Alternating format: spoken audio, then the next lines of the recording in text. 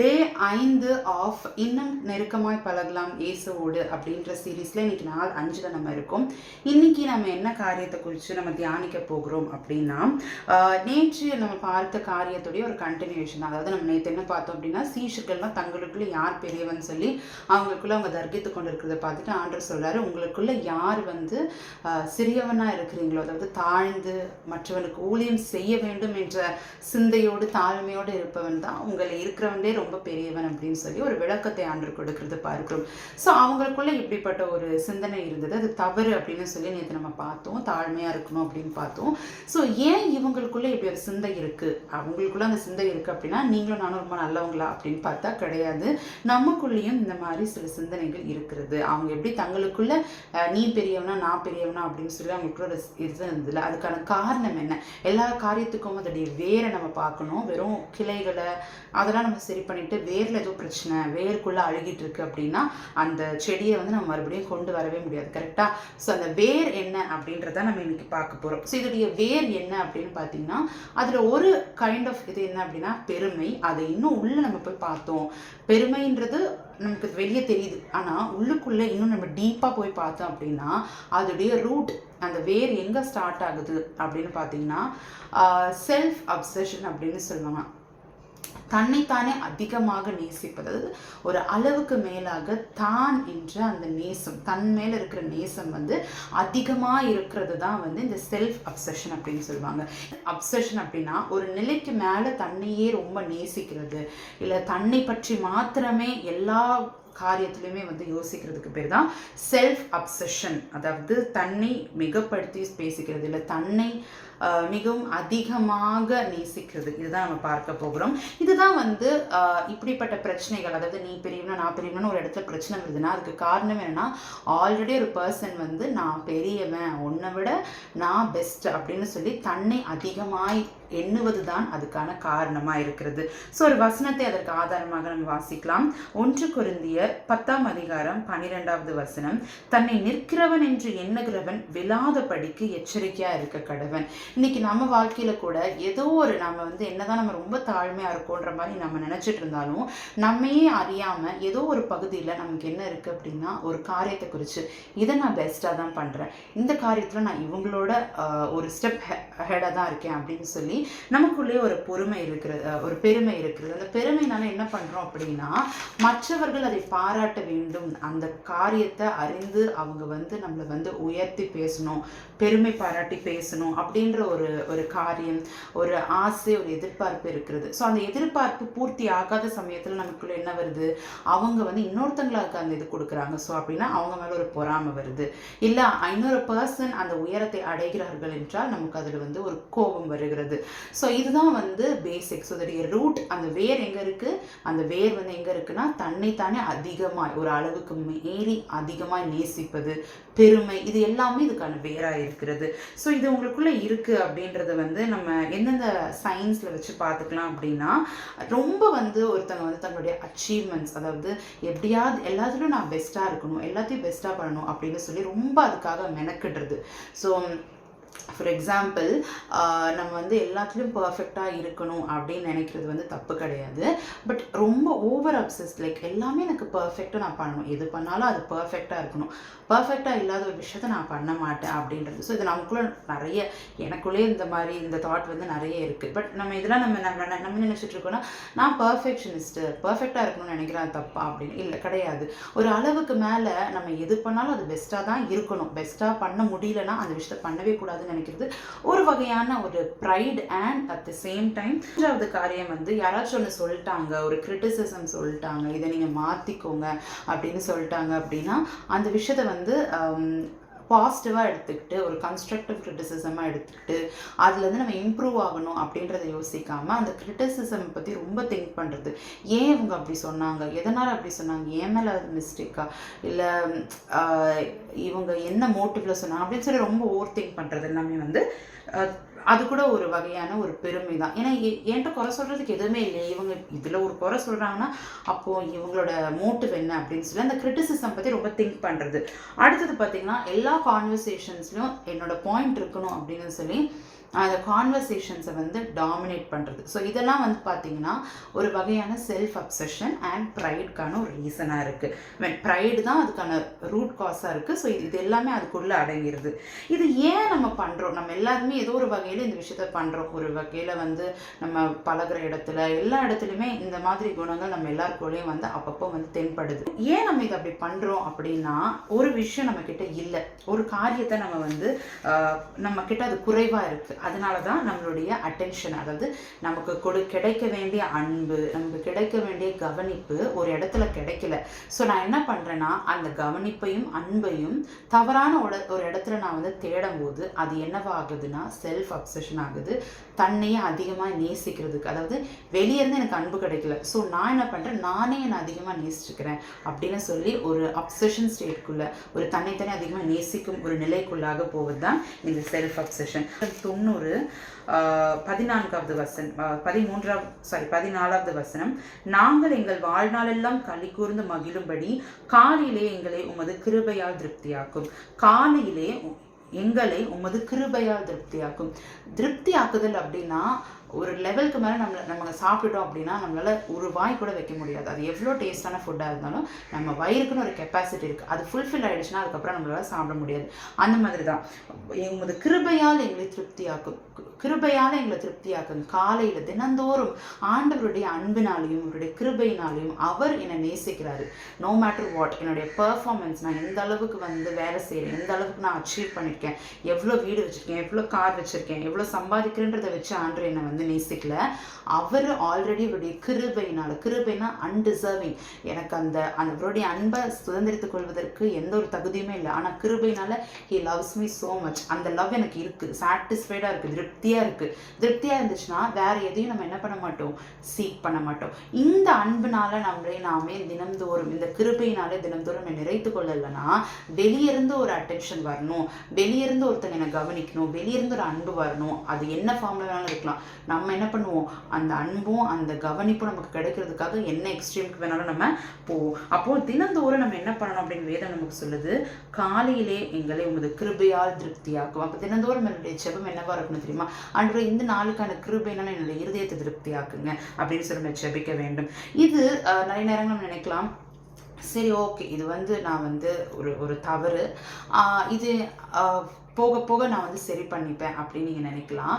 ஆனால் வேதத்தின்படி நம்ம பார்க்கும்போது நம்மளுடைய ஆவிக்குரிய வாழ்க்கைக்கும் இது ஒரு பெரிய தடையாக இருக்குது. அதாவது எப்படி தடுக்குது, முதல்ல நம்ம இன்னொருத்தங்க நம்மளை கவனிக்கணும், இன்னொருத்தங்க நம்மளை நேசிக்கணுன்றதுக்காக ஒரு விஷயம் நம்ம பண்ணுறோம் அப்படின்னாலே நம்ம ஒரு விஷயத்த மறந்துட்டோம்னு அர்த்தம். எதை மறந்துட்டோம், ஆண்டவராகிய இயேசு கிறிஸ்து என்னை நேசிக்கிறாரு, அதனால தான் ஜீவனே எனக்கு கொடுத்துருக்கிறாரு. அவருடைய அன்பின் ஆழம் அகலம் வந்து நம்மளால் புரிஞ்சுக்கொள்ளவே முடியாது. அப்படிப்பட்ட அன்பு எனக்கு இருக்குது, நான் ஆல்ரெடி அதை ரிசீவ் பண்ணியிருக்கேன். அவருக்குள்ளே நான் பூர்ணமான ஒரு பர்சனாக இருக்கேன், எனக்குள்ளே ஃப்ளாஸ் இல்லை, அவர் எனக்குள்ளே இருக்கிறாரு அப்படின்ற அந்த நிறைவு, அந்த கிருபையினால நம்ம திருப்தி ஆகாமல் இருக்கிறோம். அந்த கிருபையும் அந்த அன்பையும் நம்ம மறந்தவர்களாக இருக்கிறோம். அதுதான் வந்து அதுக்கான காரணம். அதனால தான் நம்ம என்ன பண்ணுறோம், இந்த மாதிரி யாராச்சும் ஒருத்தவங்களை பாராட்டுவாங்களா, யாராச்சும் ஒருத்தவங்க மேலே அன்பு செலுத்துவாங்களா, யாராவது ஒருத்தவங்க வந்து பார்க்குறோம். ரெண்டாவது காரியம் வந்து இந்த காரியம் என்ன பண்ணணும் அப்படின்னா, இப்படிப்பட்ட ஒரு செல்ஃப் அப்சஷன், அதாவது நம்மளை வந்து ரொம்ப ஃபோக்கஸ் பண்ணிக்கிற ஒரு காரியம் என்ன பண்ணுன்னா, நமக்கும் ஆண்டவருக்கும் இருக்கிற அந்த உறவு, அந்த அன்பு, அந்த ஐக்கியத்தை அது கெடுக்கிறதா இருக்கும். ஏன்னா நம்ம வந்து இன்ஸ்டெட் ஆஃப் ஆண்டவர் கூட இருக்கிற உறவை பில்ட் பண்ணிக்கிறதுக்கு என்னெல்லாம் பண்ணணும்னு யோசிக்காமல் நம்ம அந்த நாட்கள் செல்ல நம்ம என்ன பண்ணுவோன்னா, இந்த பர்சனோட அன்பை வாங்குறதுக்கு நான் என்ன பண்ணணும், இவங்கெல்லாம் என்னை பார்க்குறதுக்கு, இவங்க முன்னாடி நான் பெருமையாக நல்லா வாழணும், அப்படி வாழ்கிறா அப்படின்னு இவங்கெல்லாம் நினைக்கணுன்றதுக்காக நான் என்ன பண்ணணும், நான் அதுக்கு என்ன சம்பாதிக்கணும், நான் வீடு வாங்கணுமா, நான் கார் வாங்கணுமா, இல்லை நான் வந்து இந்த ட்ரெஸ் வாங்கணுமா, இல்லை நான் இவ்வளோ சம்பாதிக்கணுமா அப்படின்னு சொல்லி இது ஒரு பைத்தியமாகவே ஆயிடுவோம் நம்ம. ஏன்னா நம்ம என்ன பண்ணிகிட்ருக்கோம், ஆண்டவரோட நெருங்க கம்மியாயிட்டு உங்களை எல்லாரும் பார்க்கணும், உங்களோட எல்லாரும் உறவு கொள்ளணுன்றதுக்கான ஃபோக்கஸ் அதிகமாகும். மூன்றாவது காரியம் என்ன அப்படின்னா, நமக்கு முக்கியத்துவம், முக்கியமாக இந்த காரியம்லாம் ஒருத்தவங்க பண்ணுறதுக்கான காரணம் என்ன, இன்னொருத்தவங்களோட எல்லாரோட கவனத்தையும் ஈர்க்கணும், எல்லாரும் என்னை புகழணும் அப்படின்றதெல்லாம் இவங்க பண்ணுறதுக்கான மெயின் ரீசன் என்ன அப்படின்னா, நம்ம ஏன் பண்ணுறோம், நம்ம வந்து ஒரு இடத்துல இம்பார்ட்டண்ட்டாக, நான் ஒரு முக்கியஸ்தன், இந்த இடத்துல நான் முக்கியமான ஒரு பர்சன் அப்படின்றத நம்ம மற்றவர்களுக்கு சொல்லணும். அதுக்காக தான் நம்ம இது எல்லாமே பண்ணுறோம். கரெக்டாக? அப்போ இது வேதம் என்ன சொல்லுது? இதுவுமே வந்து நம்மளுடைய ஆவிக்குரிய வளர்ச்சியை வந்து குறைக்கிறதா இருக்கு. ஏன்னா நம்மளுடைய இம்பார்ட்டன்ஸை, நம்மளுடைய முக்கியத்துவத்தை தவறான இடத்துல நம்ம தேடிட்டு இருக்கோம். சங்கீதம் 62:7 சொல்லுது, 62:7, என் ரட்சிப்பும் என் மகிமையும் தேவனிடத்தில் இருக்கிறது, பலனான என் கண்மலையும் என் அடைக்கலமும் தேவனுக்குள்ள இருக்கிறது. அப்போ ரட்சிப்பு, நம்மளுடைய மீட்பு. ஸோ இதை எப்படி வேணாலும் எடுத்துக்கலாம். இப்போ ஆவிக்குரிய வகையில் நம்ம இதை எடுத்துக்கணும் அப்படின்னா நம்மளுடைய சிக்னிஃபிகன்ஸ், நம்ம இம்பார்ட்டன்ட். அதாவது நான் வந்து பாவம் செய்யாமல் இருக்கிறதுனால தான், நான் பரிசுத்தமாக இருக்கிறதுனால தான், நான் தேவனுக்கு பயந்து இருக்கிறதுனால மட்டும்தான் தேவன் என்னை ரட்சித்தார் அப்படின்னு நம்ம நினைக்கிறோம்னாலே அது என்னதான் பெருமை. ஸோ அப்போ வந்து நம்ம வந்து நம்மளுடைய கிரியைகளை நம்ம ஃபோக்கஸ் பண்ணுறோம். ஆனால் தாவீது ராஜா இந்த இடத்துல என்ன சொல்கிறார் அப்படின்னா, என் ரட்சிப்பும் என் மகிமையும். ஸோ ரட்சிப்பு எங்கே இருந்தால் வருது? அது நான் எதுவுமே பண்ணலதுக்கு அவருடைய கிருபையினால் நான் ரட்சிக்கப்பட்டிருக்கேன்.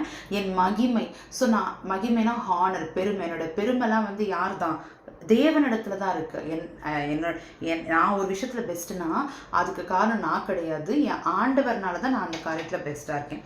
ரெண்டாவது விஷயம் என்னன்னா, என் பலனான என் கண்மலை. அப்படின்னா கோர் ஸ்ட்ரென்த், என்னோட பலன். நான் வந்து பலனாக இருக்கேன், நான் ரொம்ப ஸ்ட்ராங், மென்டலி ஃபிசிக்கலி நான் ஸ்ட்ராங்காக இருக்கேன்னா அதுவும் யாருக்குள்ளே தான் இருக்குது?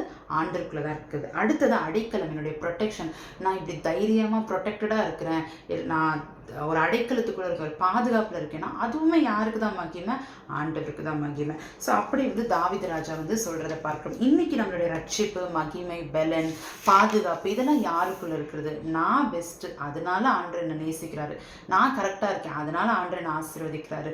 நான் வந்து இது இப்படி கூட இருக்கலாம், நான் வந்து ஹெல்த்தியா சாப்பிட்றேன், அதனால தான் நான் பலனா இருக்கிறேன். நான் ரொம்ப காஷியஸா இருக்கேன், அதனால தான் நான் வந்து ப்ரொடெக்டடா இருக்கேன், அதனால தான் நான் ரொம்ப சேஃப்டியா இருக்கேன் அப்படின்னு நம்ம சொல்றோமா? ஸோ இது எந்த வகையில் வேணாலும் நம்ம எடுத்துக்கலாம். ஸோ நம்மளுடைய ரட்சிப்பு, நம்மளுடைய முக்கியத்துவம், நம்மளுடைய பலன், நம்மளுடைய பாதுகாப்பு இது எல்லாமே கர்த்தருக்குள்ளே தான் இருக்குது. அதை வந்து நான் தான் பண்ணேன், நான் இப்படிலாம் பண்ணதுனால தான் நான் இப்படி இருக்கேன் அப்படின்னு நம்ம சொல்கிறோனாலே அந்த இடத்துடைய வேர் வந்து தன்னைத்தானே புகழ்ந்து கொள்வது, தன்னைத்தானே பெரிதாக நினைப்பது, ரெண்டாவது பெருமை, இதுதான் வந்து வருகிறது. ஸோ இன்றைக்கு ஆண்டு நம்ம கூட பேசுகிற ஒரு காரியம் என்ன, அன்னைக்கு சீஷர்கள் இடத்துல இந்த ஒரு குணம் இருந்தது. இன்னைக்கு நமக்குள்ளேயும் வந்து ஏதோ ஒரு வகையில் நம்ம நல்லா அனலைஸ் பண்ணி பார்த்தோம்னா என்னோட லைஃப்லேயே இதில் சொன்ன சில காரியங்கள், இதை நான் கூட சில நேரம் என்ன பண்ணிடுறேன்னா, இந்த காரியங்கள்லாம் நம்ம தவற நிறைய விஷயங்களை நம்மளுமே இந்த மாதிரி சில ட்ராப்பில் வந்து விழுந்துடும். நமக்கே தெரியாமல் நம்ம நினச்சிட்டு இருக்கோம், வேற ஒரு ஆங்கிள் நம்ம யோசிச்சுட்டு இருப்போம். நான் பர்ஃபெக்டாக இருக்கணும்னு நினைக்கிறேன், நான் பர்ஃபெக்டாக இருக்கணும். ஆனால் அந்த பர்ஃபெக்ட் தாண்டி நம்ம பெஸ்ட்டாக இருக்கணுன்றதுக்காக தான் நிறைய முயற்சி பண்ணுறோம் இல்லையா? அப்போ இன்றைக்கு வந்து ஏன்னா நம்ம சின்ன வயசுல நம்ம எப்படி தான் வளர்க்கப்பட்டிருக்கிறோம், நீ வந்து அந்த பர்சனோட, அந்த பொண்ணோட நீ நல்லா படிக்கணும், அவளை விட நீ வந்து இது பண்ணணும் அப்படின்னு சொல்லி constantly we are getting compared இல்லையா? அந்த குணம் வந்து நமக்குள்ளே என்ன வந்துடுது, நம்ம பெற்றோர்களை அதை என்ன பண்ணிடுறாங்க, நமக்குள்ளே விதைச்சிடுறாங்க. அப்போ இன்னொரு பர்சனோட நான் வந்து பெஸ்ட்டாக காட்டிக்கிறதுக்கு நான் ஏதோ ஒரு விஷயத்த பண்ணணும் அப்படின்னு சொல்லி நம்ம அதுக்காக நிறைய ஓவராக மெனக்கிடுறோம். ஸோ ஒரு கட்டத்துக்கு மேலே இது என்ன ஆயிடுதுன்னா பெருமையாக மாறிடுது. இன்னொன்று வந்து செல்ஃப் அப்சஷன் ஆகிடுது. நம்ம ரொம்ப அதிகமாக தேவனை நேசிக்கிறத காட்டிலும் நம்ம அதிகமாக நேசிக்கிறோம். நம்ம ஆண்டு என்ன சொல்லியிருக்காரு, முதலாவது என்ன பண்ணணும், அவரை நம்ம தேடணும். ஃபஸ்ட்டு பிரதான கட்டளை நமக்கு என்னதான், தேவனிடத்தில் முழு இருதயத்தோடும் முழு ஆத்மாவோடும் முழு பலனோடும் அன்பு கூறுவாயாக. ரெண்டாவது கட்டளை என்னது, உன்னிடத்தில் அன்பு கூறுவது போல பிறனிடத்தில் அன்பு கூறுவது. ஸோ இது ரெண்டுமே நம்ம பண்ண மாட்டோம். ஏன்னா நம்மளுடைய அப்சஷன், நம்மளுடைய அன்பு எல்லாமே நம்ம பெரிதாக காட்டிக்கொள்ளணுன்ற அந்த கண்ணோட்டத்தில் இருக்கிறனால நம்ம வந்து என்ன பண்ண மாட்டோம், ரெண்டுமே பண்ண மாட்டோம். மனுஷனையும் நேசிக்க மாட்டோம், கடவுளையும் உண்மையாக நேசிக்க மாட்டோம். ஸோ இந்த காரியத்தை தான் இன்னைக்கு ஆண்டு நம்ம கூட பேசியிருக்காரு. Are we self obsessed, are we prideful, நம்ம பெருமை உள்ளவர்களாக இருக்கிறோமா, ஆர் வி செல்ஃப் அப்சஸ்ட், நம்ம ரொம்ப அதிகமாக அளவுக்கு மீறி நம்ம நேசிக்கிறோமா என்பதை நம்ம ஆராய்ந்து பார்ப்பது மிக மிக அவசியமான ஒரு காரியமாக இருக்குது. ஸோ இன்றைக்கு ஆண்டவர் சொன்ன வார்த்தை என்னன்னா, தன்னை நிற்கிறவன் என்று எண்ணுகிறவன் விழாத படிக்க எச்சரிக்கையாக இருக்க கடவன். ஒருவேளை இன்னைக்கு வந்து இன்றைக்கு ஆண்டவர் என் கூட பேசின ஒரு வார்த்தை தான் இது. உண்மையாகவே இன்னைக்கு நான் டோட்டலாக வந்து வேற ஒரு விஷயத்தை பற்றி வேற ஒரு காரியத்தை யோசிச்சுட்டு இருந்தேன். ஆனால் God really wanted me to talk about this. ஏன்னா நம்ம இன்னைக்கு நிற்கிறோம், நம்ம ஆண்டருக்குள்ளே நிற்கிறோம், ஆண்டருக்கு பிரியமாக நம்ம வாழ்கிறோம் அப்படின்னு நீங்கள் நினைக்கிறீங்கனாலே அதுவே ஆண்டருடைய தயவுனால தான் நம்ம நிற்கிறோம். இதில் நம்மளுடைய சுயம் என்று சொல்லிக்கொள்வதுக்கு எதுவுமே கிடையாது. ஸோ நம்ம நான் ஓரளவுக்கு ஸ்ட்ராங்காக இருக்கேன், ஸ்பிரிச்சுவலாக ஸ்ட்ராங்காக இருக்கேன்னு நம்மளை யாருமே சொல்ல முடியாது. ஏன்னா வசனம் சொல்கிற போல தன்னை நிற்கிறவன் என்கிறவன் விழாதபடிக்கு எச்சரிக்கையாக இருக்க கடவன். ஸோ நம்ம அப்படி சொல்கிறோம், அப்படிப்பட்ட ஒரு தாட் வருதுன்னா that is the moment where we have to be very very very careful and cautious. So அதுக்கான ரிமைண்டர் தான். ஒரு வேளை நான் கரெக்டாக தான் இருக்கிறேன், ஆண்டருக்கு பிரியமாக தான் வாழ்கிறேன் அப்படின்னு நீங்கள் நினைக்கிறீங்க அப்படின்னா இந்த நாளில் நீங்கள் சொல்ல வேண்டிய ஒரு காரியம், என்னுடைய மகிமை அது தேவனிடத்தில் இருக்கிறது, என்னுடைய பலன் அது தேவனுக்குள் இருக்கிறது, என்னுடைய பாதுகாப்பு அடைக்கலம் தேவனுக்குள்ள இருக்கிறது, என்னுடைய ரட்சிப்பு தேவனிடத்தில் இருக்கிறது அப்படின்னு சொல்லி அவருக்கு அந்த மகிமையை நம்ம வசனம் தெளிவாய் சொல்லுது. என் மகிமையை நான் ஒருவருக்கும் கொடையன்னு ஆண்டர் சொல்லியிருப்பார். அவருடைய மகிமையை யாருக்குமே அவர் கொடுக்க மாட்டார். அவருடைய மகிமை அவருக்கு தான். ஸோ அவருடைய மகிமையை அவருக்கு கொடுங்க. ஆண்டரிடத்துல நம்ம கேட்போம். முதலாவது நம்ம தாழ்த்தி ஆண்டரிடத்துல வந்து நம்ம மன்னிப்பு கேட்போம். ஆண்டவரே, நான் ஒரு வேலை பெருமையா உங்களுக்கு பிரியமில்லாத படிக்க என்னுடைய இருதயத்தில் ஏதாவது சிந்தனைகள் எழுமினது உண்டானால் என்னை மன்னிங்கப்பா அப்படின்னு சொல்லி நம்ம கேட்போம். அது மாத்திரம் கிடையாது, ஆண்டவரே இப்படிப்பட்ட சிந்தனைகள்ல இருந்து, இப்படிப்பட்ட போராட்டங்கள்ல இருந்து, இப்படிப்பட்ட அட்டென்ஷன் சீக்கிங்லேருந்து எனக்கு ஒரு விடுதலையை கொடுங்கப்பா அப்படின்னு சொல்லி நம்ம கேட்போம். நிச்சயமாகவே இந்த 40 நாட்கள் முடிகிறதுக்குள்ளாகவே ஆண்டவர் நிச்சயமாக ஒவ்வொரு பகுதிகளாக ஒவ்வொரு கட்டுகள் வந்து நம்ம ரிலீஸ் பண்ணுவார். நிச்சயமா இது நமக்கே தெரியாம ஒரு கட்டா இருக்கலாம். நம்ம ஒரு நினைக்கலாம், நான் அப்படிலாம் பெருமைப்பட மாட்டேன், எனக்கு நிறைய இன்ஃபீரியாரிட்டி காம்ப்ளெக்ஸ் இருக்கு, நான் எங்க பெருமைப்படுவேன். கிடையவே கிடையாது. இன்ஃபீரியாரிட்டி காம்ப்ளெக்ஸ் இருக்கிறவங்களுக்குள்ள தான் நிறைய பெருமை இருக்கும். ஸோ அந்த பெருமையின் வேரை நம்ம கண்டுபிடிக்கணும். வேரை கண்டுபிடிக்கிற வரைக்கும் தான் பிசாசு என்ன பண்ணுவான், நம்மளை வந்து பயமுறுத்துவான். நமக்கு என்னன்னே தெரியாது, என்ன எதனால நான் இப்படி இருக்கேன் அப்படின்னு தெரியாது. பட் அந்த வேர் என்ன நம்ம இன்னைக்கு கண்டுபிடிச்சிட்டோம், அது எதனால அப்படி உருவாச்சு அப்படின்றத நம்ம கண்டுபிடிச்சிட்டோம். ஸோ அந்த அன்பை வந்து சரியான இடத்துல தேடுங்க, அந்த கவனிப்பை, அந்த கேர், அந்த பாதுகாப்பை சரியான இடத்துல தேடுங்க. ஸோ இன்றைக்கு டே 5 வீடியோ வந்து இதோட நிறைவடையுது. நாளைக்கு நாள் 6 வீடியோட உங்களை நான் சந்திக்கிறேன். Until then, God bless you all and bye.